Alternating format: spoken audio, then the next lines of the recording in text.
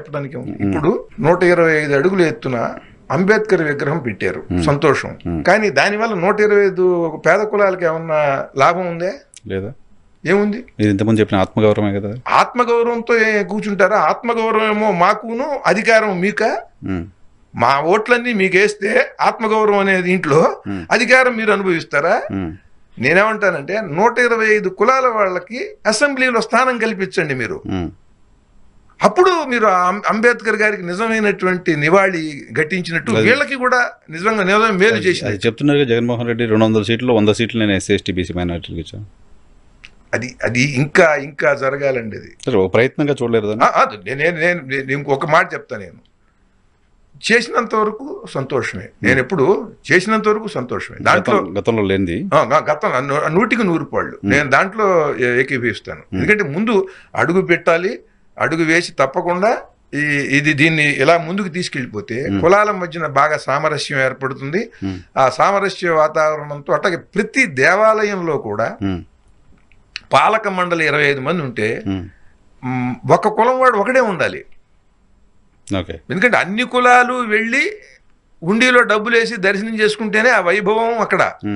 కనుక అన్ని కులాలు అంటే ఎన్నో వందల కులాలు ఉన్నాయి, అక్కడ ఉండేది 25 మంది. కానీ ప్రధానమైన కులాలకి ఒక 25 మందికి మీరు అక్కడ పాలక మండలి సభ్యులు చేయాలి. అది తిరుపతిలో, కాణిపాకంలో, శ్రీశైలంలో, కనకదుర్గ గుడి, విజయవాడ, అన్నవరం, సింహాచలం, ఇట్లా అన్ని దేవాలయాలు, చిన్న చిన్న దేవాలయాలు కూడా ప్రతి ఊళ్ళో చేస్తే ఇది నా హిందూ మతం, ఇది నా దేవాలయం అనే భావనలో వాడు ఉంటాడు. హిందూ మతానికి కూడా మంచిది.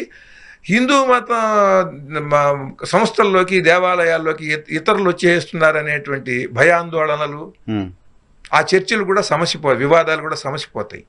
ఎందుకంటే ఇంతమంది ఉంటారు కనుక, ఇంతమంది నిఘా ఉంటుంది, ఇంతమంది ఎవరు ఊరుకోరు. అదే ఒక ముఖ్యమంత్రి తన కులం వాళ్ళనే ఎక్కువ మందిని చేర్చారనుకోండి ముఖ్యమంత్రి పాలక మండలిలో, మన ముఖ్యమంత్రి మంది చేర్చాడు, మనం మాట్లాడకుండా ఉంటే మంచిదని వీళ్ళెవరు సహజంగా దాని గురించి మాట్లాడకుండా ఉండే అవకాశం కూడా ఉంటుంది. అందుకని అన్ని కులాల వాళ్ళని చేర్చాలి. అదే సరైనటువంటి ప్రజాస్వామ్యం. కనుక అది కూడా కావాలండి. ఇప్పుడు ఆంధ్రప్రదేశ్లో ఎన్నికలు జరిగిన తీరు చూసారు సార్, మీరు అక్కడే ఉన్నారు, క్యాంపెయిన్ చేశారు, మీరు పోటీ చేశారు. మీకేమనిపిస్తుంది ఎన్నికల్లో చూసిన తర్వాత? ప్రజలు ఎటువైపు మొగ్గారు, దేన్ని ఎక్కువ రిసీవ్ చేసుకున్నారు అని చెప్పి అనిపిస్తుంది? ప్రజలు ద్వేషంతో ఓట్లేశారని నేను చూస్తున్నానండి. అంటే ఒక మాటలో చెప్పాలనంటే వాళ్ళు కోపంతో కాదు, ఆగ్రహంతో కాదు, ద్వేషంతో ఓట్లు వేసారు. ప్రేమతో వేసిన ఓట్లు లేవా? ప్రేమ అంటే అసలు మీరు ఊహించలేరు. మీరు వాళ్ళకి వాళ్ళు ప్రేమతోనే వేసుకుంటారు.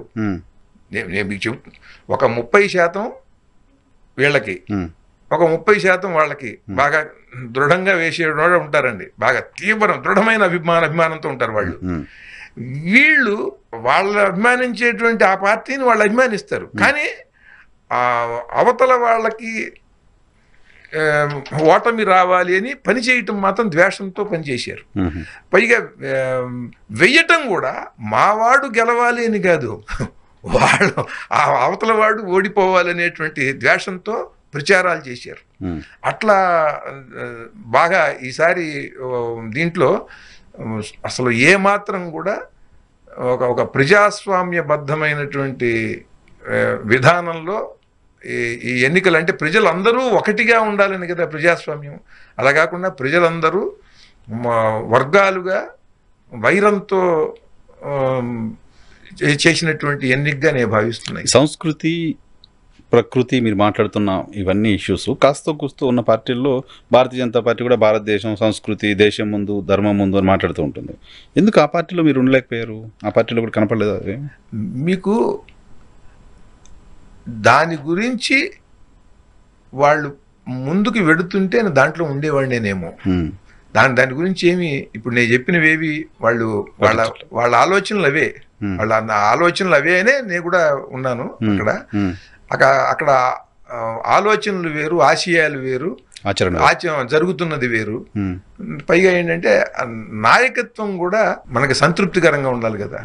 మనం చెప్పిన ఐడియాలజీ తీసుకోవాలి, చెప్పింది తీసుకోక్కర్లేదు, వాళ్ళు చెప్పి చేయించడం కూడా చేత కదా. వాళ్ళు చెప్పిన ఐడియాలజీ ఇంప్లిమెంట్ అవ్వాలి. అది కూడా అవన్నీ మీరు చూశారుగా 10 ఏళ్ల మట్టి. నేను ఇప్పుడు 10 ఏళ్ల కింద చేరాను, 10 ఏళ్ల కింద వచ్చాను నేను. 10 ఏళ్ల మట్టి ఎలా ఉందో చూశారు కదా మీరు నా రాష్ట్రంలో.